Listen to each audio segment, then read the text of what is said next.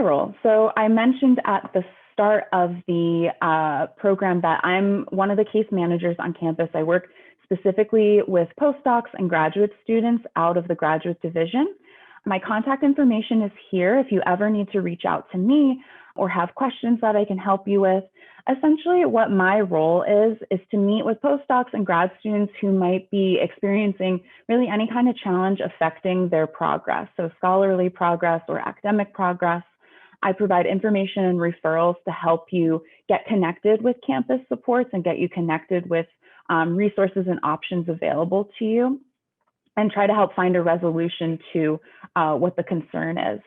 So some examples of support that I offer are examples of things that a postdoc might reach out to me to consult about would be perhaps conflict with a mentor, questions or concerns that are related to mental health and their own wellness, questions about navigating campus resources.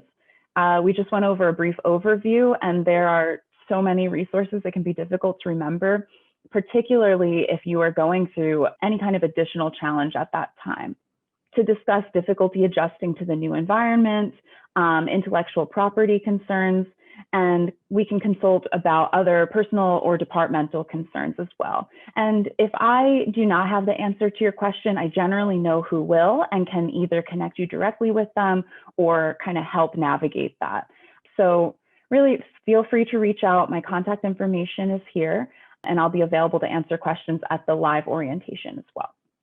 So next, I'm going to talk a little bit about assisting individuals that might be in distress, as well as campus response resources that are available. So in addition to the supports I mentioned with my role in the last slide, I'm also a member of our campus case management team and consultation and response team. And part of my role is often consulting with campus community members when they identify an individual who might need some additional support. Part of the goal, again, with the Healthy Campus Initiative is to create a caring campus community and a shared responsibility for one another's health and safety. So that includes reporting concerns to the appropriate campus resources. So I want to do a little review of that, as well as guidance in the event you notice either a peer, a student, or any other individual in distress, how to go about offering support if you feel safe to do so, or where to reach out to consult and refer that individual. And I mentioned as well that, postdocs are often sort of like the glue between our departments, our research labs, and you really are often a touch point for many different people across campus. So that might be other postdocs, your peers, staff and faculty in your department or lab, as well as graduate and undergraduate students. So, if someone shares something with you or discloses something or comes to you with a concern that they're facing some kind of particularly distressing difficulty or might need additional support or referral to a campus resource and you're not sure how to do that, that's what we hope to provide some guidance on.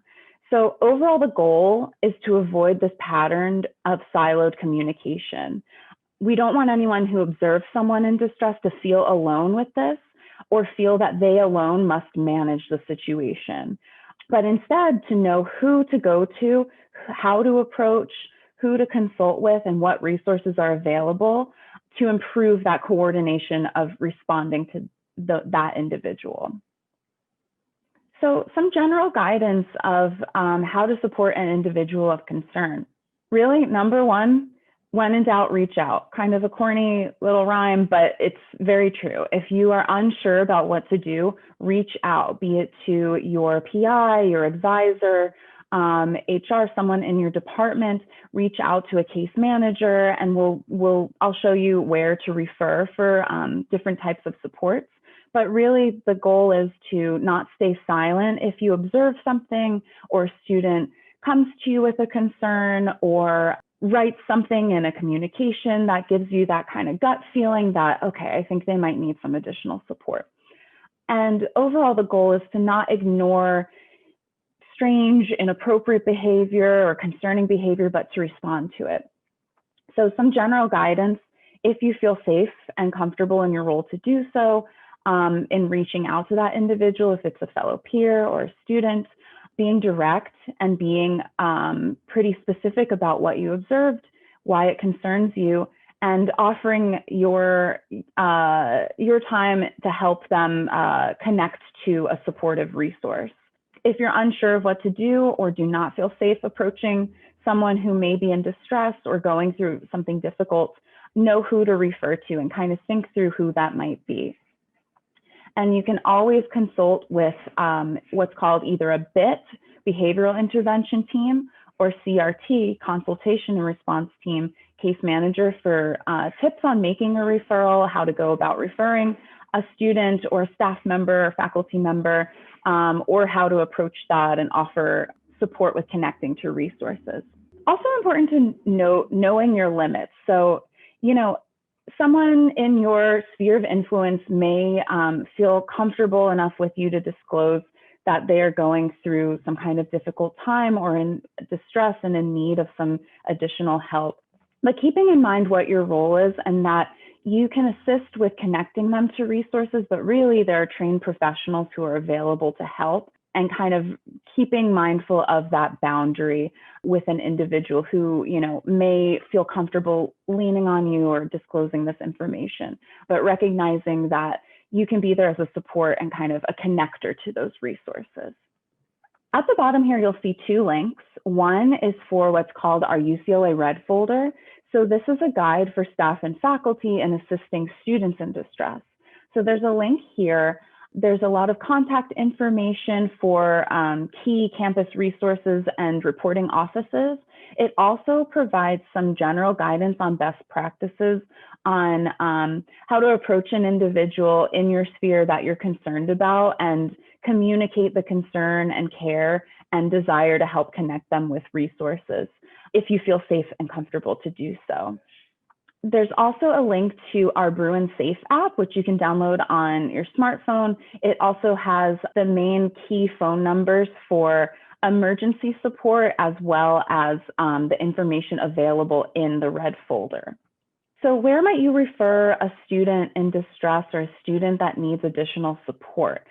So these are three websites and offices that you may consider depending on what the situation is. So at the top, we have the UCLA case manager. So like I mentioned previously, I'm one of the larger case management team on campus. At the website studentincrisis.ucla.edu, there's a Refer a Student tab. And when you submit information about a student who may need assistance or support, that'll go to our team of case managers, myself included, to be reviewed and see kind of what level of need it might be. We're often going to reach back out to the referring party first to gather some more information before reaching out to that student. And so appropriate referrals would be students who are in distress, students who may need some kind of support. It may be health and wellness related, financial related, if you are uncertain about how to support them or what resources they might need. Definitely refer to a case manager.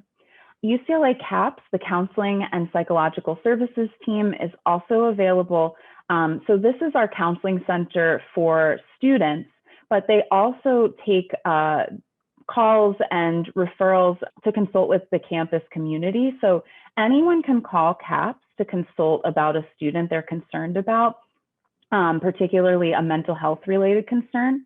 And CAPS is confidential, so they would not be able to disclose any information about the student, but they can offer guidance and suggestions on some next steps, given the information that you share about what would be appropriate. Oftentimes that may include a referral to case management as well for follow-up. We also have for students in financial crisis, the Economic Crisis Response Team, or the ECRT. So students can self-refer if they are experiencing a financial related crisis. And this team offers case management around that. They can offer resources like meal vouchers, short-term loan options, at times basic need grants, depending on what the situation is.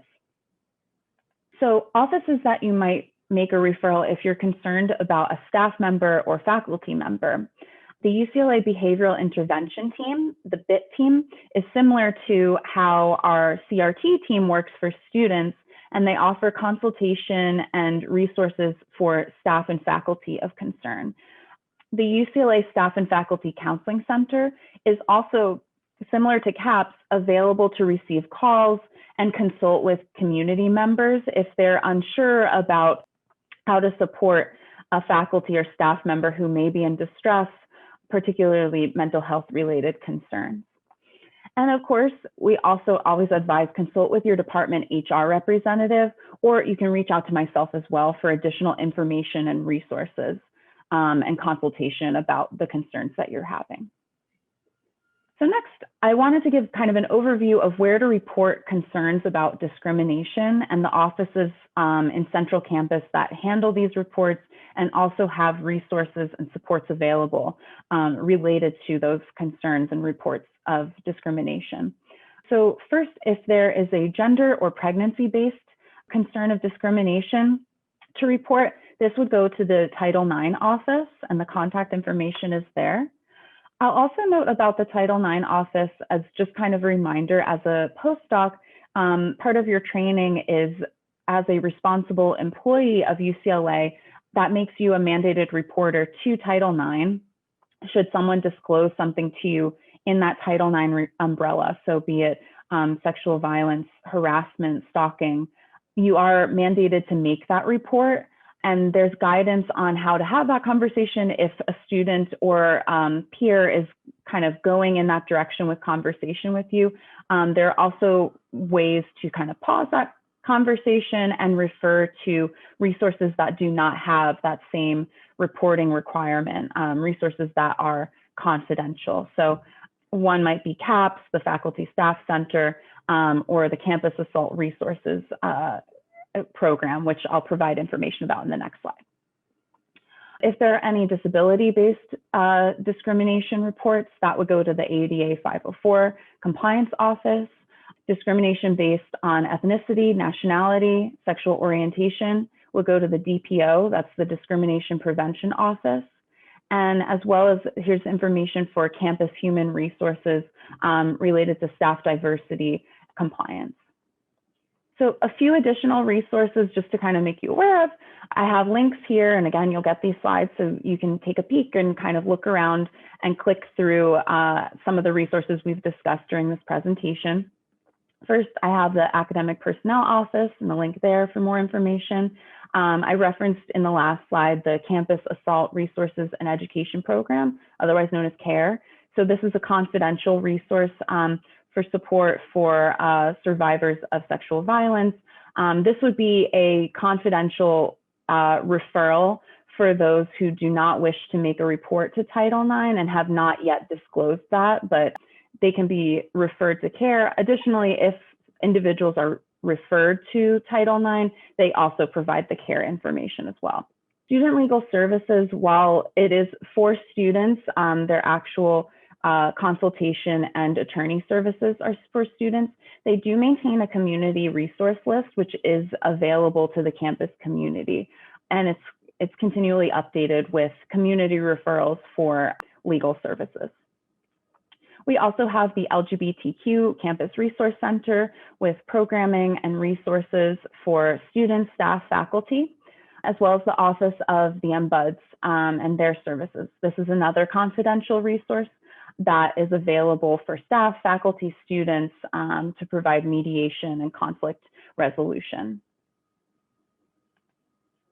And that is it for me, so thank you. And then if we're in the live portion, any questions, please feel free to ask. Thank you and welcome again.